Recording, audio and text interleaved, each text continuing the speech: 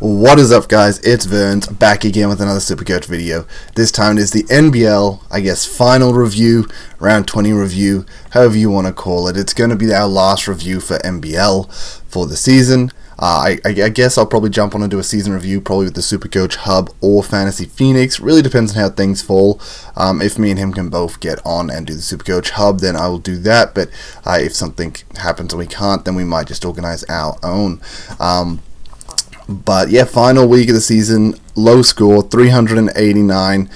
Went a bit risky with the team and didn't quite pay off, but at the same time, kind of expected. There wasn't going to be too much fluctuation in my rank, even if I had like 40 more points on my score than what I have now. I think I still, unfortunately, only go up like 6 ranks. It's not a huge difference in reality. But look, it was a great season. Can't be disappointed with it. Ranks 23 to finish the season. Top 25 if we look at it that way. I'm pretty happy with that. Highest rank in the season was rank 13, but that was back in round 3, and we had a great comeback to get to this rank. So congratulations, to everyone that had a great NBL season, that met the goals that they set, that won their league finals, got their good overall, all those good things. So yeah, congratulations to everyone. I had a blast playing this format, playing this game, honestly.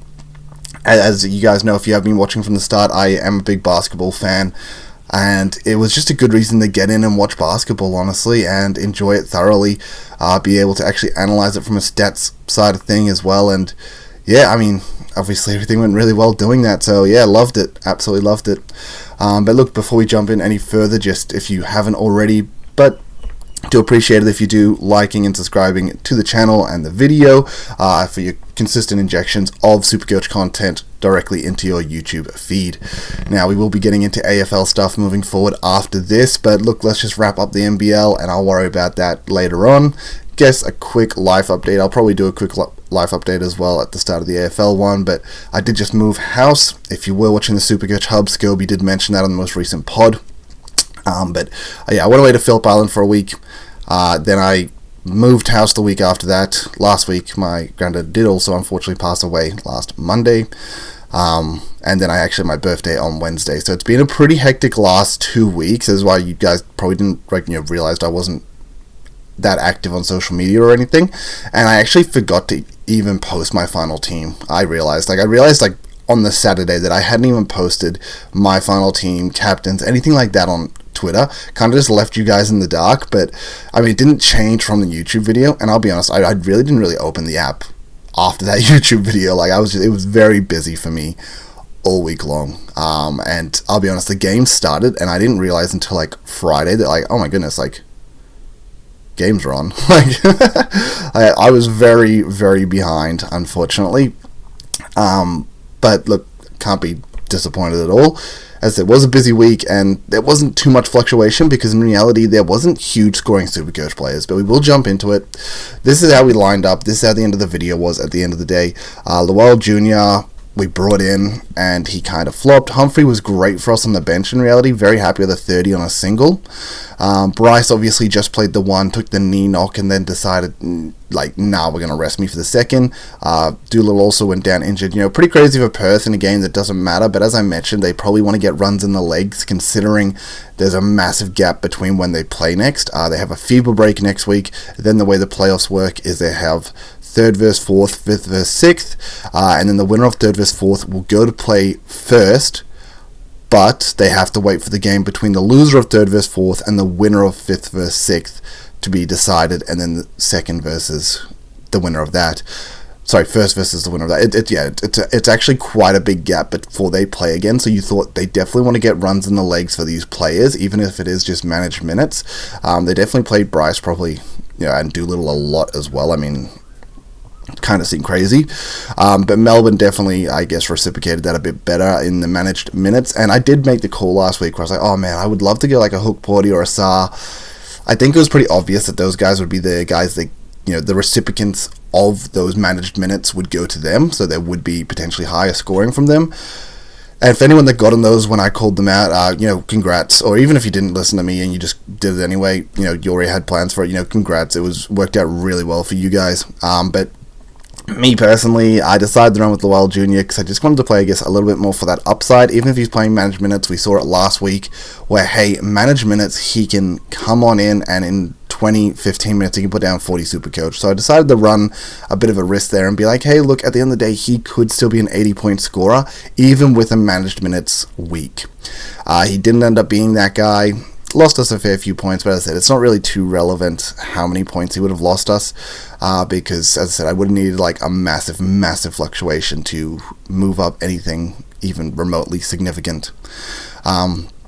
But yeah, I mean, Clark came out, had a good game. At the very first game, once Clark dropped, I think 48 in that first game, we're like, oh damn, we maybe should have captained Clark. And then you just gotta take a breath and be like, it's fine. PJC's a gun. I believe in him. And then he drops 50 in his first game. You're like, wow, this is insane. It's going to be a massive week of scoring.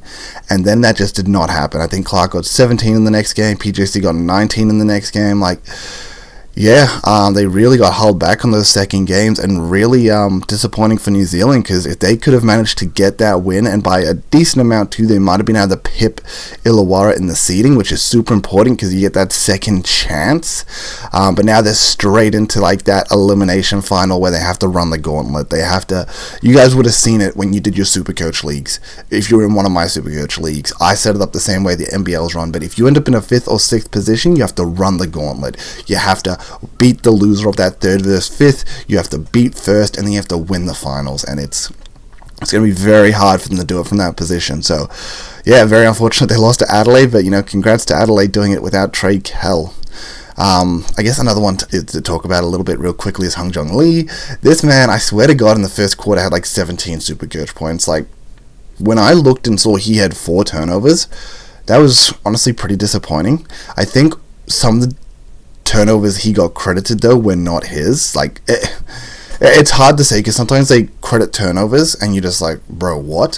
One of them, Harvey threw him a pass from like half court and it was over his head, and he jumped up and he gets both hands to it, but he can't catch it. Like, it's both hands as in like fingertips to it, and it goes out of play, and he gets credited the turnover instead of Harvey, which it's like, bro, really? And then there's another one where he draws the defender, he flicks it into Froling at the start of the game, and Froling just butterfingers it. Just butterfingers the pass, and it goes straight to, who'd they play? To a Perth player. Went straight to a Perth player when it should have been an easy 2 points, and Hung Jung Lee gets the turnover. And it's like, dude, he should have not got the turnover, he should have got an assist, and it should have been a 4-point swing. So he got a bit unfortunate on like 2 of those turnovers. A few of the buckets he had, he should have scored some buckets under the ring early. And look, I really think he should have pushed to 30 this week, and it was a little unfortunate that he didn't quite get there, especially because he started so fire at the start of that Perth Illawarra game, and just it didn't reciprocate in Supercoach points at the end of the day. It just didn't happen because people fumbled the ball, or they missed buckets, or even him himself. He got a rebound, and then he missed, and then he got a rebound, and then he missed, and he was like, bro, come on, you can do this. But yeah, look, I guess you guys don't care too much about those games and what happened. You probably watched them, and if you didn't, the end of the season's happened. We will look at some highlights from my season, though, so I'm just going to click on my history. And this is a great way to look at your season, guys, and see how you went. And we can see that overall, my position, we started off rank 15, great. We went to 14, down to 13 by round 3, which was our highest rank of the season, before a few things sort of fell back, and then everything fell down the toilet after this. So I believe after the rank 4, so after round 5 is when I chose not to get Doolittle. I even had the chance for Doolittle and Cotton, and I remember them being in my team this week at some point, but deciding against it. I ended my weekly video with Doolittle and Adams in the team, which was still a good outcome, and I decided against it. I ended up getting in Pinder, and that was awful. It dropped us back a little bit, but then Pinder actually had a good single week game, so it brought us back up. And then this is when I brought in Marcus Lee, and Pinder and Marcus Lee both got 29 on their doubles. This was where I think it was the right idea, but wrong. It just didn't execute. We brought in Marcus Lee going into New Zealand, who were giving up massive points to center, and then Magnate comes back in his second game and gets 50 Supercoach in 16 minutes, and you're like, what? So I think I had the right idea, and it just didn't quite pan out. He gets 29. Pinder has an awful week, gets 29 on his double, is my captain, and just kind of blew me up at that point. I mean, dropped way far back at that point, blew up my cash gen a little bit. I went backwards in cash gen that week. That's just how bad it was. And then fell all the way down to 491. And this is the lowest point of my season, and we can kind of look at this as a massive positive. Round 10, 491. I'm starting to think top 100 is the best I can do here. It's all I can do here. And then we have a good week. Awesome. 78 for the week. We have another good week. Awesome. So it was an okay week, but good for our standings. And then we bring in Trey Kell and Isaac Humphrey, and we take home the weekly.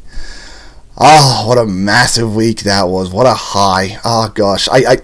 One thing I keep thinking about, and something I'm so grateful for this community, is just being a part of it.